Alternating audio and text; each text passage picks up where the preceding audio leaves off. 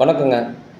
இந்த காமராஜர் பிறந்தநாள் அன்னைக்கு நம்ம காமராஜர் ஐயாவை மிக தரக்குறைவாக திருச்சி சிவா வந்து பேசுனதுக்கு நாங்கள் கண்டனம் தெரிவிக்கிறோம்.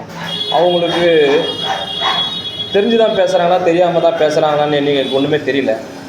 ஒரு மிகப்பெரிய தலைவர் அவர் வந்து திருச்சி சிவான்றது எல்லாருக்குமே தெரியும். ஆனால் அவர் ஏசி கேட்டாங்க, ஃபேன் கேட்டாங்கன்றது இந்த நேரத்தில் அவரை அசிங்கப்படுத்துறது எங்களுக்கு காமராஜர் தொண்டர்களுக்கு அத்தனை பேருக்கும் மன வருத்தம்.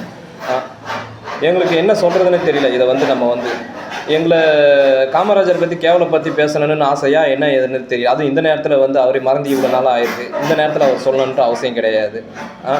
ஆனால் சொல்கிறவங்க வந்து முதல்ல ஒழுக்கமாக இருக்காங்களா இல்லையான்னு தெரியல. ஏற்கனவே நிறைய விஷயத்தில் அவங்க லேடி விஷயத்தில் மாட்டி கேவலப்பட்டு ஏர்போர்ட்டில் அடிவானு செருப்பால் அடிவானது அதெல்லாம் நாங்கள் சொல்லணும்னு எங்களுக்கு அவசியம் கிடையாது.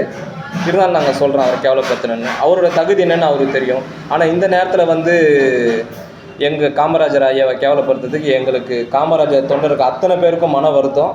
பார்த்துங்க திருச்சி சிவா அவர்கள் எல்லாருமே என்ன சொல்கிறதுன்னு தெரில. நாங்கள் வந்து வார்த்தைகள் நான் தப்பாகிடக்கூடாதுன்ற பயம் எனக்கு இருக்குது. அவ்வளோதான்.